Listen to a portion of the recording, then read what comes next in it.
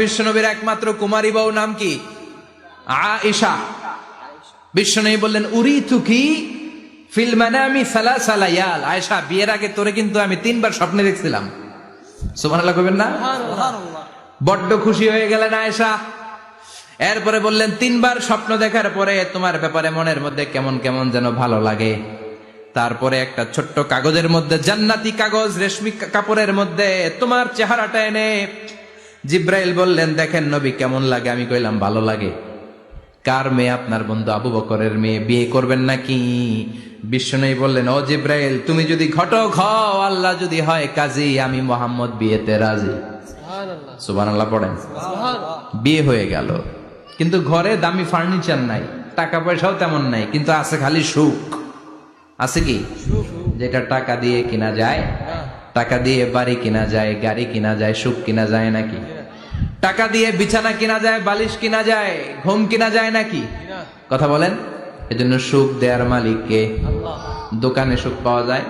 নাকাইশ বাজারে তো সুখ বেছে না, বেচতে নিয়ে যেতাম আজকে গাড়িতে করে। সুখ বেছে? কথা কন। সুখ পাওয়া যায় না। সুখ দেয়ার মালিক একজন, তিনি কে? আল্লাহ। মা আয়েশা একমাত্র কুমারী বউ। আদর করে তিনি ডাকতেন হুমায়রা, আবার মাঝে মাঝে ডাকতেন ইয়া আইশু। আয়েশা না, আয়েশু, সংক্ষেপ। এত ভালোবাসতেন মা আয়েশাকে। মা আয়েশা গ্লাসের যেই জায়গা দিয়ে পানি খেতেন, বিশ্বনবী ওই জায়গায় মুখ লাগিয়ে পানি খেত। মা আয়েশা গোশতকে হাড্ডি ফেলে দিলে বিশ্বনবী ওই হাড্ডিটা নিয়ে চষতে শুরু করে দিত। সুবহানাল্লাহ। এক বালতি থেকে পানি নিয়ে 2 জনে গোসল করত। আবার বিশ্বনবীর সাথে সাথে মাঝে মাঝে বায়না ধরতো, মাঝে মাঝে রাগও করতো। সুবহানাল্লাহ কোন? স্বামী স্ত্রীর মধ্যে একটু রাগ আছে না নাই? রাগ থাকলে ওইটারে আবার ভালোবাসায় পরিণত করে দেয় কে? রাগ না থাকলে ভালোবাসা তো ভালোবাসাই না। রাগ থাকতেই হবে, তাই এই ভালোবাসার মর্ম বোঝা যায়। চিল্লায় বলেন ঠিক কিনা?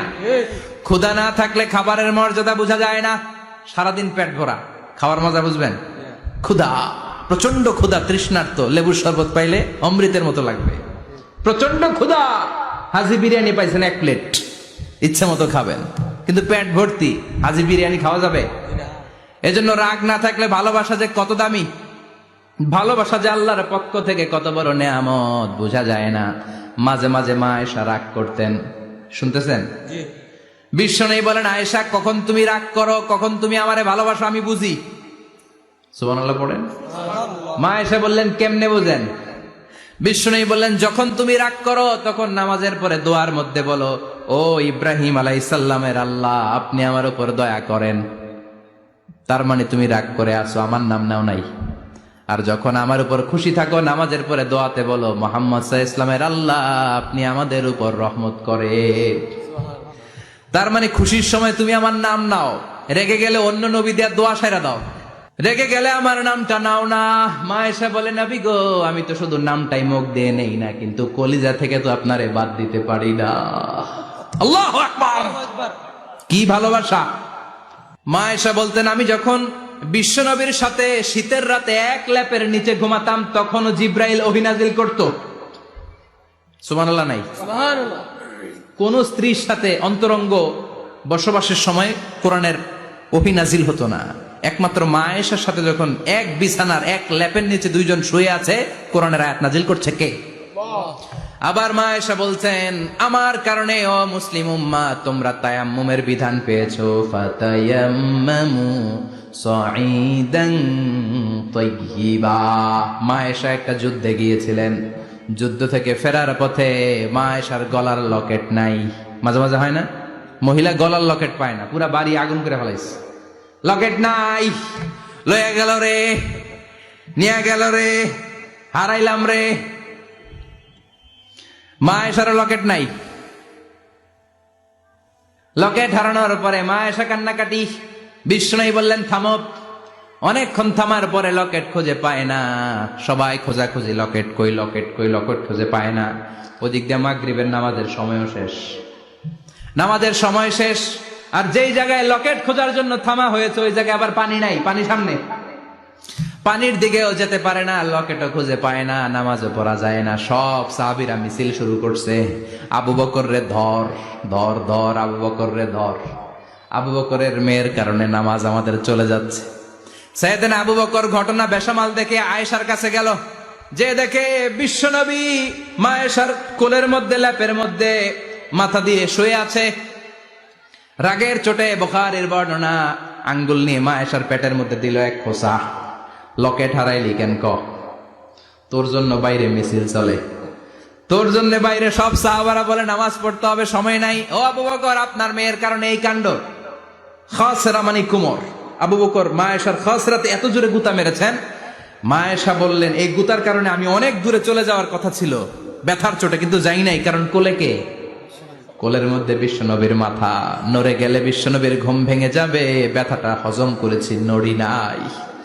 আল্লাহ তখন আয়াত নাজিল করলেন, ফালাম তাজিদু মাআন ফাতায়াম্মামু সাঈদান তাইয়্যিবা। ও সাহাবারা, মিছিল বন্ধ করো। কোন নারীর বিরুদ্ধে মিছিল করো? এই নারীর সাথে তো বিয়ে আমি সরাসরি বিশ্বনবীর দিয়েছি। যাও, ওজুর জন্য টেনশনে ছিলা, টেনশনের দরকার নাই। আয়েশার কারণে আজকে নতুন করে একটা বিধান দিলাম, আজ থেকে যদি ওজুর পানি না পাওয়া যায়, বালুর মধ্যে 2 হাত বাড়ি মেরে তায়াম্মুম করো, নামাজ পড়ে নাও, কবুল করে নিবে কে? এ মা আয়েশার লকেট হারানোর কারণে তায়াম্মুমের বিধান নাজিল হয়েছে। কোন সুবহানাল্লাহ। সে বলতেন, ও উম্মতেরা, জেনে রাখো যে তায়াম্মুম করো, এটা কিন্তু আমার কারণে পাইছো। সুবহানাল্লাহ কোন। আবার মা আয়েশা বলতেন, আমার কোলে মাথা রেখে বিশ্বনবী শেষ নিঃশ্বাস ত্যাগ করেছে, আবার আমার ঘরের মধ্যেই বিশ্বনবীর কবর। সুবহানাল্লাহ। বিশ্বনবীর কবরটা কিন্তু মা আয়েশার ঘরের মধ্যে। এখনো বিশ্বনবীর কবর যেই জায়গায়, এই জায়গায় মা আয়েশার ঘর ছিল। সুবহানাল্লাহ কোন। 2210টি হাদিস বর্ণনা করেছেন। কত? কথা কয় না, 2210টা। ফ্যামিলির হাদিস বর্ণনার জন্য মা আয়েশাকে আল্লাহ তাআলা বিশ্বনবীর ট্যাপ রেকর্ডার বানিয়ে পাঠিয়েছেন। যাই বিশ্বনবী বলতেন, ট্যাপ রেকর্ডের মতো রেকর্ড করে সব সাহাবীদের কাছে বর্ণনা করতেন। কত কবিতা উনি নিজে জানতেন, নিজেই জানে না। কত মাসালা যে জানতেন, তার কোনো হিসাব নাই। ইলমুল ফারায়েজ, বাপ মরলে, ছেলে মেয়ে থাকলে কে কতটুকু সম্পদ পাবে, মা আয়েশার চেয়ে এই বিধান মদিনায় কেউ জানতো না। বিশ্বনবীর ইন্তেকালের পরে সাহাবাদের মধ্যে কোনো মাসালা নিয়ে কনফিউশন হলে সব সাহাবারা আম্মা জান আয়েশার কাছে এসে সলিউশন নিয়ে যেতেন। সুবহানাল্লাহ কোন। বিশ্বনবী যা বলেছেন সব মুখস্থ রেখেছেন, সব জ্ঞানের কথা ছড়িয়ে দিয়েছেন, সব সময় পড়াশোনা করতেন। সুবহানাল্লাহ।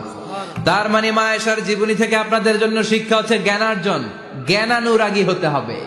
কি হতে হবে? জ্ঞানানুরাগী।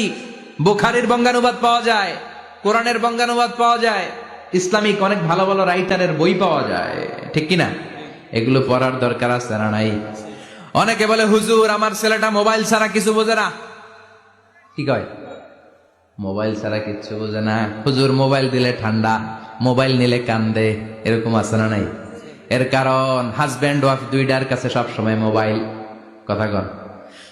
বাবার কাছেও মোবাইল, মায়ের কাছেও মোবাইল, তো ছেলে মোবাইলের জন্য কাঁদবে না তো কি করবে? বাবার হাতেও যদি বই থাকে, মায়ের হাতেও যদি বই থাকে, ছেলে মোবাইল চাবে নাকি? ছেলেও চাবে বই, ছেলে চাবে কি? কথা বুঝতে পেরেছেন?